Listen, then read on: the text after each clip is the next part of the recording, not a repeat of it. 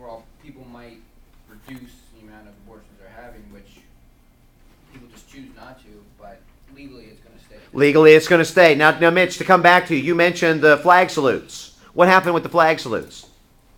The school suspended 2 kids because they refused to stand and say the Pledge of Allegiance. Okay. And then later on the court overturned that, saying that they can't force people to do that. Initially, they said the schools were building good citizens. A year later, they overturned it and said, no, we do believe in First Amendment freedom of religion rights. What happened in between that first decision and the second decision? The kids were constantly bullied and harassed and, beaten up and stuff. The kids were beaten up. What else happened to them? One of the kids was castrated. Somebody was tarred and feathered. And the thought was, this is all over not doing a flag salute. The Supreme Court caught incredible grief about this, and they changed their mind. The difference, abortion has been around for decades now, and each day that it passes, it gets stronger and its roots get deeper into the ground. But the difference with the flag salute was that it only took about a year, and indeed, it did not get that deep. It was easy to overturn, especially with all the criticism. One current events thing is the FISA thing that's going around Congress about, that's actually doing the opposite of people trying to fight abortion. They're just making it statewide. Well, let's hang on for FISA since we're not going to be tested on that. I don't want to put anything on here that's going to be confusing in any way. Let's jump to the study guide for Chapter 2, Federalism. Chapter 3 is the biggest chapter. Chapter 2 is going to be a pretty good sized one as well. Was there anything that y'all had questions with in reference to federalism? What's that? What was DOMA? It was the President Clinton signed for Defense of marriage. Marriage between men and women. Defense of Marriage Act. And Clinton signed this, and it was the federal law defining marriage as an act between a man and a woman. What was the difference between what Clinton said and what George W. said on this? Clinton said it should be federal law, but George Bush said it should be states should decide. Yeah, George W. said that the states, he would support a constitutional amendment if it came about, but this should be a decision that states should decide on their own. What you'll see is that Republicans generally believe in this devolution revolution concept, meaning we want a smaller federal government and more responsibilities to the state. W was consistent with this with gay marriage. Let the states decide on their own. Liberals, on the other hand, generally speaking, are going to want the federal government to do more. And not only are they going to want them to do more, but they're going to specifically ask them. And when you think about Obama right now, the federal government is growing at a gallop. It is at the process of evolving to the point where it's larger than it's ever been, and in a very, very significant way, if all of the things that they're talking about actually come true. Yes, ma'am? So the liberals want the government to do more, but Republicans don't. What are the Republicans? The Republicans, Reagan said when his devolution revolution came about, he said government is not the answer, government is the problem. And his thought was, and a lot of Republicans would say, the government should get smaller, the federal government should do less, and let the states decide things. Because the states' capitals are going to be more representative to the state people than Washington would.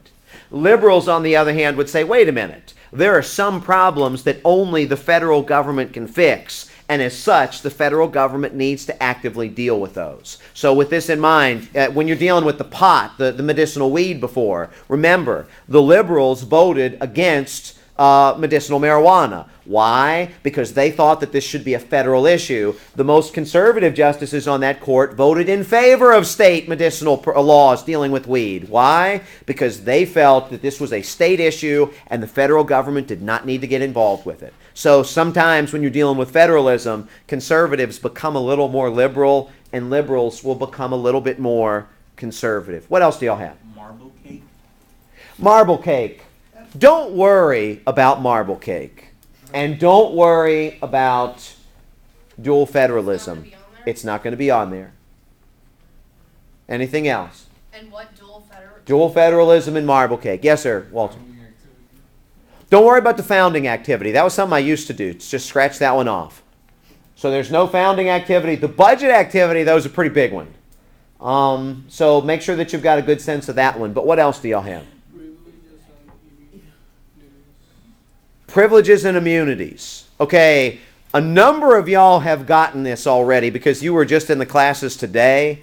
If you're in a Monday, Wednesday, Friday, we haven't quite gotten to that yet. So with this in mind, if you're not familiar with that, that's okay. What was privileges and immunities, though? Okay. Yeah. What was privileges and immunities for those of you that have been in one of the other classes? People are allowed to travel. Privileges and immunities. There are certain federal rights that you have as a citizen that the states cannot violate. One of them is the right to travel. One of them is to navigate waterways. One of them is to petition your government for redress of grievances. And there are a number of these that basically, no matter what, if you're in a particular state, they cannot violate these. What was the example that I gave you in class?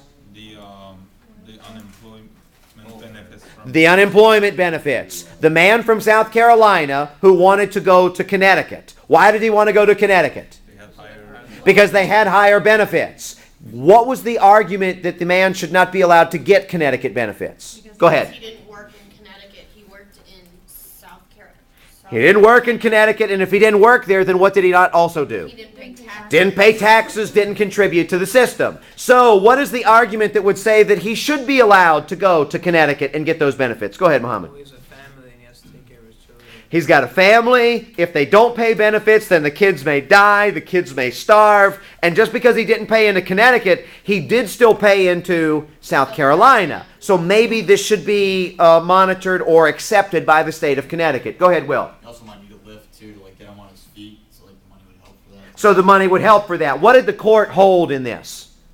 Freedom of travel.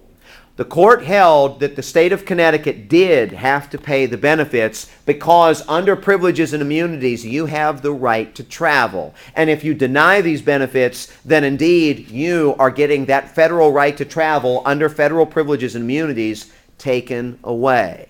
Taken away. What else do y'all have for federalism, chapter 2? Express powers. What were express powers? What was an example of that?